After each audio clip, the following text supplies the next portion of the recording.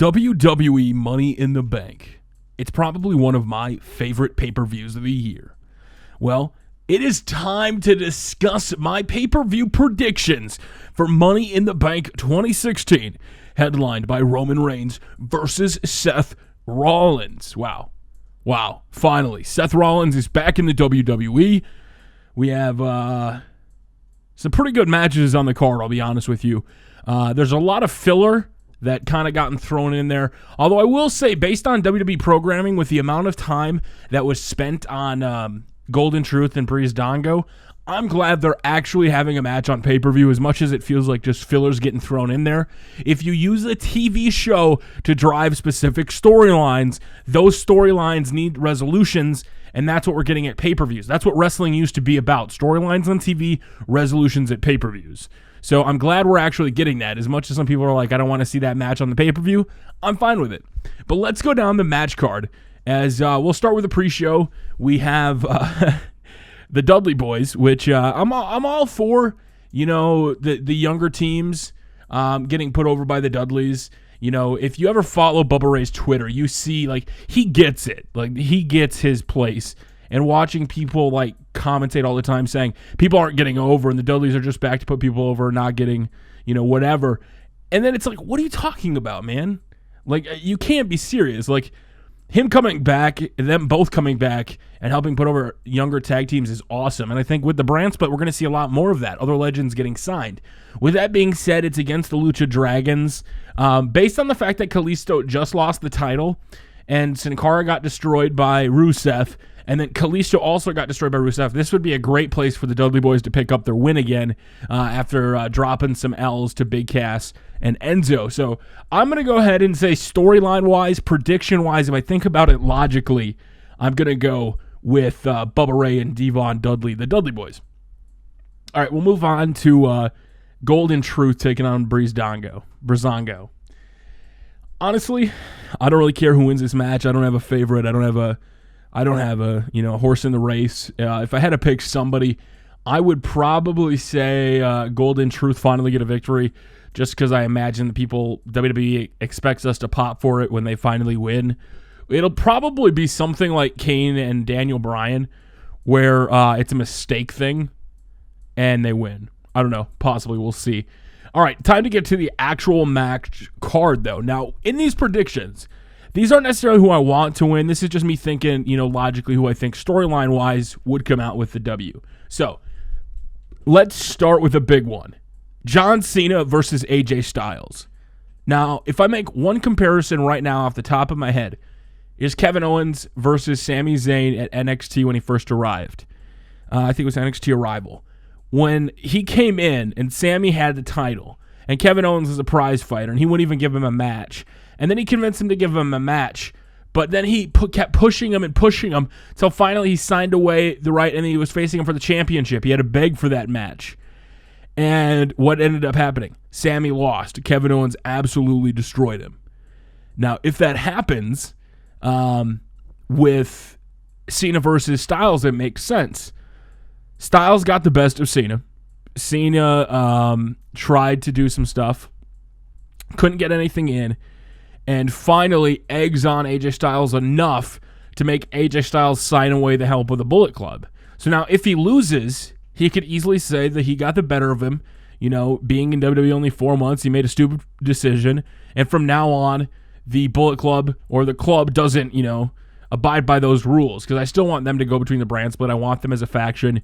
I think of them going between the shows maybe once, maybe twice a month, no more than that on those shows. I think it'll be must-see TV, and I'll talk about that storyline after, but I definitely think it'd be something cool to have the club and AJ Styles in a feud right up until the brand split. And then when the brand split happens, Cena's on one show, and,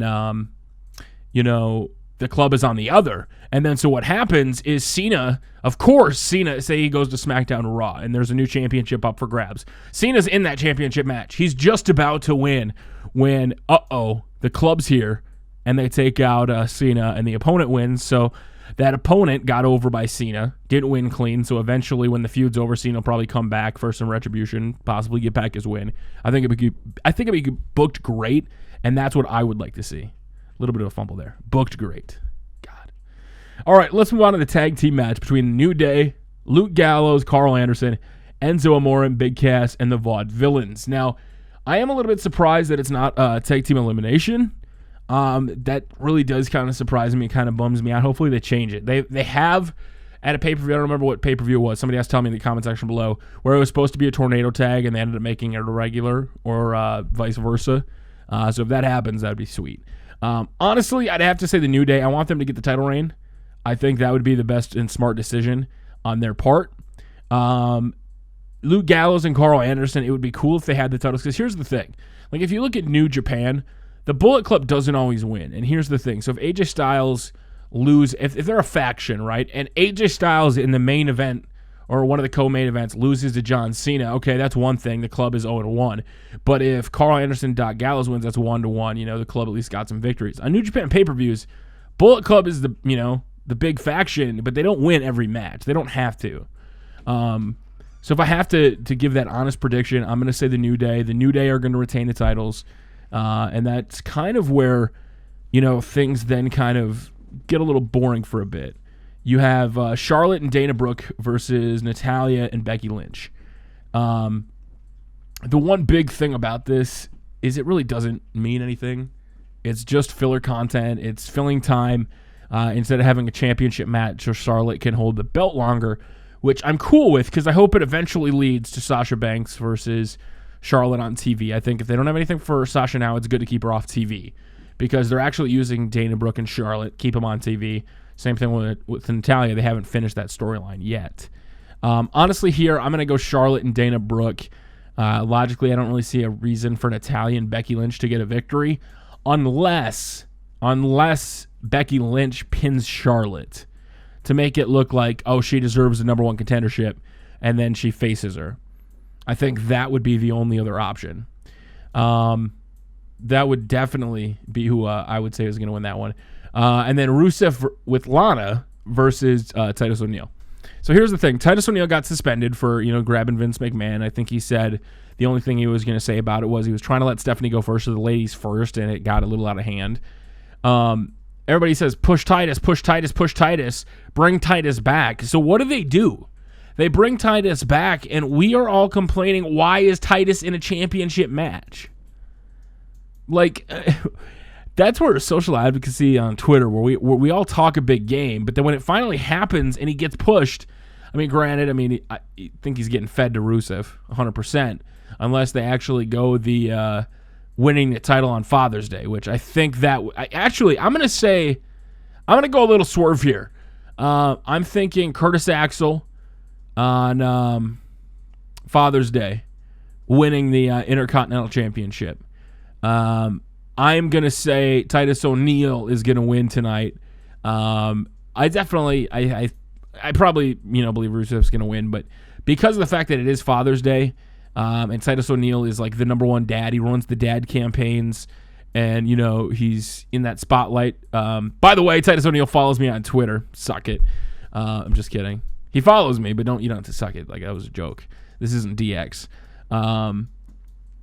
It's really interesting to me, though, that Titus O'Neil is in this championship match. So I'm going to say he wins. I think if Rusev destroys him and does that accolade just like he did on Sin Cara and Kalisto, oh my gosh, seeing that on him would be insane. All right, let's move on. Moving on to Dolph Ziggler versus Baron Corbin. Really fast here. I made a simulation that's going to be going up. It's a really good match. I wanted to upload it. I'm going to say really fast that I think Dolph Ziggler gets his big victory here. I think logically as a storyline, Baron Corbin is better as a heel where he comes out and finally he loses his shit, essentially. And so Dolph Ziggler picking up a victory here would make sense. On the flip side, Baron Corbin's a new call-up. He won the Battle Royale in a feud with a two-time. If you look at it from a storyline perspective on paper, Baron Corbin went from winning the WWE Andre the Giant Memorial Battle Royale. Then he went on to defeat two-time WWE World Heavyweight Champion Dolph Ziggler. On paper, it looks like a big story. So let's just keep that in mind. I'm going to say Dolph Ziggler gets the surprise victory here. That's where I'm going to go. Then we're going to move on to Apollo Crews versus Sheamus. Also made a really good match simulation for this. I'm going to upload this one. You guys can check that out. I'm going to say that Sheamus actually gets the victory here.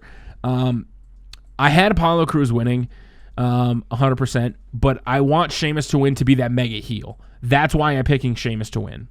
We need a bigger heel, and I think Sheamus to, taking care of a fan favorite who needs to reevaluate his game, whether he has to keep being high flyer, is something that they should do. And last but not least, the main event, Roman Reigns versus Seth Rollins for the WWE Championship. I'm going to say right now that Roman Reigns will walk out champion. I want Seth Rollins to win. I truly hope Seth Rollins does win. I don't see any reason why he couldn't or shouldn't win. Would there be a Money in the Bank cash-in? Would there be a Money in the Bank cash-in? And by the way, there's still the Money in the Bank we got to talk about, so it's not over just yet. Honestly, I don't. I don't see a Money in the Bank cash-in tonight just yet. I think we're still a little bit away from that cash-in, and eventually when whoever cashes in, I think a great storyline could be the Shield at SummerSlam. It's like they've billed SummerSlam the last couple years as the rematch, right? They had Brock Lesnar versus Undertaker, the rematch at SummerSlam. This almost feels like the second WrestleMania. From a storyline perspective, the Shield at WrestleMania, your second WrestleMania, essentially, would be a big deal instead of stretching it all the way out till next year's WrestleMania. So doing that for SummerSlam, where maybe Dean Ambrose gets the briefcase, I think right now Dean Ambrose is favored to win the Money in the Bank briefcase. The other chatter name was Kevin Owens as well. I would love to see Kevin Owens and Sami Zayn fight over the briefcase. We'll talk about that in a little bit. Honestly here, the chance of a cash-in, say Dean Ambrose does win and cashes in on Roman Reigns, then we're still a month away from Battleground. So essentially, Seth Rollins has no reason, if he cashes in successfully on, say, Roman Reigns. The only logical thing I could see storyline-wise is Dean Ambrose cashes in on Roman Reigns after Seth Rollins finishes him off to kind of pay him back for WrestleMania, except Roman Reigns. In this case, it's Dean Ambrose cashing in. And then he throws him out. He steals the title. And then so Roman is going to get his rematch at Battleground. And Seth Rollins isn't there, but Seth Rollins keeps saying, I didn't get pinned. I still want my match. There was a cash-in mid-match. He pinned him, not me. I wasn't given my fair opportunity, and then he wiggles his way into a triple threat at SummerSlam somehow where he could regain his title. I don't know if that's the route they're going to go. I think storyline-wise it would make sense with Battleground and SummerSlam coming up. But that's just me. That's how I would think logically based on what they've done so far. If Seth Rollins were to win, it wouldn't surprise me. That's actually the first thing I said when he came back the night he returned. I was like, he's going to win the title the next month. Just to kind of put that shock value in. Because if Seth Rollins picks up that huge out-of-nowhere victory, I guess you could say instead of Titus O'Neil, you could have Dad number 1 in those jean shorts. Have you ever seen that picture on Twitter of Roman Reigns in those jeans for the father ads? So I'm going to say Roman Reigns is going to win tonight. And then finally, the Money in the Bank briefcase match. The match that has the possibility to change history of WWE forever. They can cash in at any time for up to 1 year with that briefcase. Cashing that briefcase in, man, unless you're Damian Sandow or John Cena, thanks Big Show, you're going to be champion. So there's a lot of different possibilities in this match. I'm going to say right now, and I know some people on Twitter have been tweeting. Pulse made a joke. CM Pulse on Twitter made a joke about should he buy drinks now because he knows his hopes is probably going to get sad a little later tonight with Styles and then somebody else. Honestly, I don't think Alberto Del Rio is going to win. That's what I saw in his replies to those tweets. Honestly, I don't see Chris Jericho winning. The only reason I see Chris Jericho winning would be to kind of dispel the rumor that Chris Jericho comes back for 3 months, puts over talents. Because he came back, won a match, and then eventually did the high spots with Dean Ambrose, but it was pretty sick. This is the best run that Chris Jericho's had since he's been back. He has been a little bit more sloppy in the ring, but his work itself has been fine. So those are 2 down. That's why there was only 4 people in this match. Last but not least are the guys that I don't think are going to win. I'm going to go Cesaro. And here's why. I would love if Cesaro finally won it, and the storyline could be he finally grabbed that brass ring. He went away from injury, came back. He's got this suit now. Look at the swagger he's got, not Jack Swagger. Oh, wait a minute. Real Americans, # former tag team partners, kind of fits the bill here, where he wins it, which basically shows that Vince McMahon doesn't have charisma, and then he shows everybody with charisma from the Cesaro section while he's champion against Roman Reigns. Could you imagine a Cesaro section with Roman Reigns versus Cesaro? It would be insane. But I'm going to put him in the not going to win pile. Then the 3 guys that I think have the best possibility of winning, and that's Kevin Owens, Alberto Del Rio, who, that just came out of my mouth wrong. Alberto Del Rio is not going to win. See, I slipped it in there because those Twitter comments where they're literally like, Alberto Del Rio is going to win and crush your hopes and dreams. If he wins the second time, oh my gosh. I just see Dean Ambrose as more of a red herring here, honestly.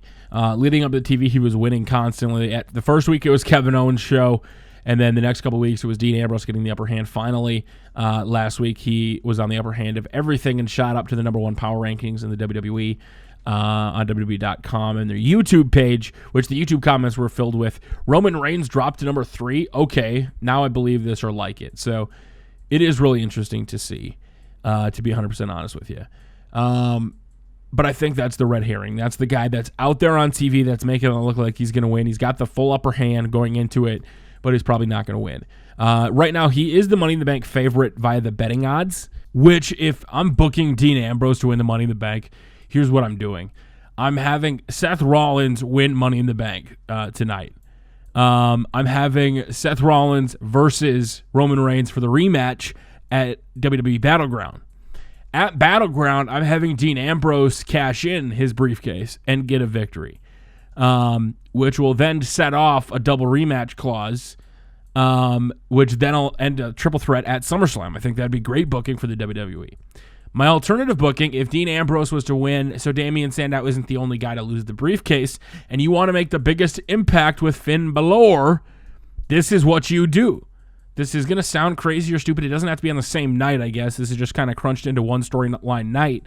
Is you have Dean Ambrose win. At the end of the night, Dean Ambrose is going to cash in his Money in the Bank because you don't want an outstanding Money in the Bank all year. You just want it tonight. You have Dean Ambrose go to cash in, and as he's cashing in, the lights go out, and there is Finn. And the Bullet Club is all around, and they wipe out the Shield. And then at Battleground, it's the Club versus the Shield in a reunion. Something like that. Or they could push it off. But I definitely think, say if like the Bullet Club did it at the next pay-per-view, you know what I mean? They saved the Finn debut for Battleground or SummerSlam, whatever they wanted to do. I think that would be cool. You know, maybe I'm expecting too much for what I think the club's going to be, but, you know, that's where I would love to see it go. The other option I would love to see, because I want to see a TLC or a ladder match between Sami Zayn and Kevin Owens. It's not in a 6-man or 7-man WrestleMania or 8-man, how many ever people were in that match. I would like it to just be those two, and they could recreate Ladder Wars 4. Honestly, Sami Zayn and Kevin Owens fighting over that briefcase. You know, Kevin Owens beat him. He beat him again. He basically shut Sami Zayn down. Kevin Owens wins his briefcase. And then just like when Sami Zayn had the NXT title and he baited Kevin Owens constantly, and Kevin Owens baited Sami Zayn into finally giving him the title match, and then Kevin won the title. You could do the same thing with the briefcase. You could egg him on. You could egg him on. You could egg him on. Fine. Kevin Owens finally goes, fine, I'll put the briefcase on the line. And what happens? Sami Zayn would win. That could be an option, guys. I'd love to see that happen. But as far as predictions, I'm going to say Kevin Owens, because I think Kevin Owens on commentary with a briefcase would be awesome. That's why I'm picking him. Those were my Money in the Bank predictions. I was going to say one more thing about the other matches, but I realized they were pre-show matches, and I wasn't going to touch on them. So that's where we're going to end it. The Money in the Bank pay-per-view tonight starts at 7 p.m. This video is probably getting up a little bit late, which I'm sorry about. But I wanted to logically think about some things. So until next time, my name is Tubby. Guys, thank you so much for watching, and we will see you all later.